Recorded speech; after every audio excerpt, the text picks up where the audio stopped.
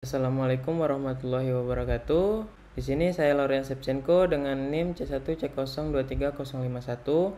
Di presentasi kali ini saya akan membahas tentang cara dan sistem pemungutan pajak, tarif pajak, dan fungsi pajak.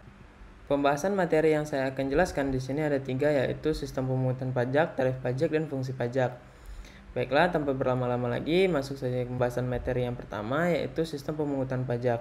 Dalam pemungutan pajak, ada juga sistem yang mengatur pemungutan pajak. Sistem pemungutan pajak adalah cara yang digunakan untuk menghitung besarnya pajak yang ditanggung atau yang harus dibayar oleh wajib pajak.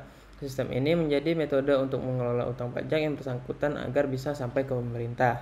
Dalam pemungutan pajak dikenal beberapa sistem pemungutan pajak. Yang pertama yaitu Official Assessment System, yaitu sistem pemungutan pajak yang memberi wewenang aparatur perpajakan untuk menentukan sendiri jumlah pajak yang terutang setiap tahunnya sesuai dengan peraturan perundang-undangan perpajakan yang berlaku.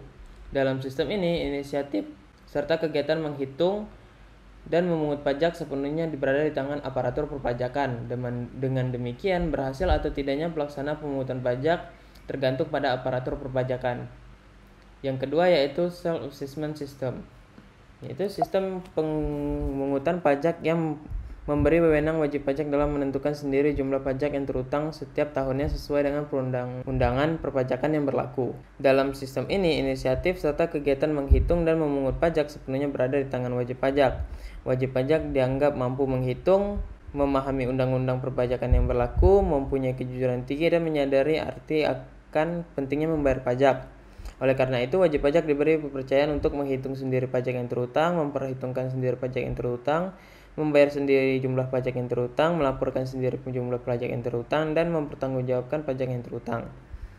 Yang ketiga yaitu Withholding System, yaitu sistem pemungutan pajak yang memberi wewenang kepada pihak ketiga untuk untuk menentukan besarnya pajak yang terutang oleh wajib pajak sesuai dengan peraturan perundang-undangan perpajakan yang berlaku. Penunjukan pihak ketiga ini dilakukan sesuai peraturan perundang-undangan perpajakan, keputusan presiden, dan peraturan lainnya untuk memotong serta memungut pajak, menyetor, mempertanggungjawabkan melalui sarana perpajakan yang tersedia. Berhasil atau tidaknya pelaksanaan pemungutan pajak tergantung pihak ketiga yang ditunjuk. Masuk pembahasan materi yang kedua yaitu tarif pajak. Tarif pajak merupakan dasar pengenaan pajak atas objek pajak yang menjadi tanggung jawab wajib pajak.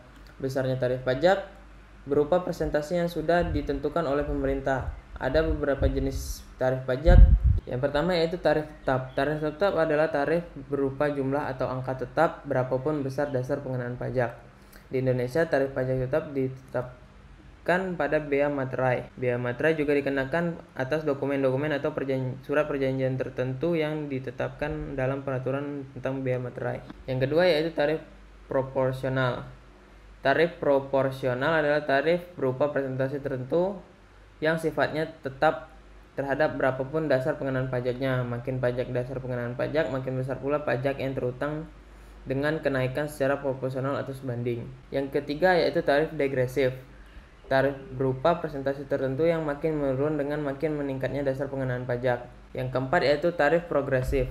Tarif progresif adalah tarif berupa persentase tertentu yang semakin meningkat dengan semakin meningkatnya dasar pengenaan pajak. Tarif progresif dibagi menjadi 3 yaitu tarif progresif proporsional, yaitu tarif berupa persentase tertentu yang semakin meningkat dengan meningkatnya dasar pengenaan pajak dan kenaikan persentase tersebut tetap. Yang kedua yaitu tarif pajak progresif.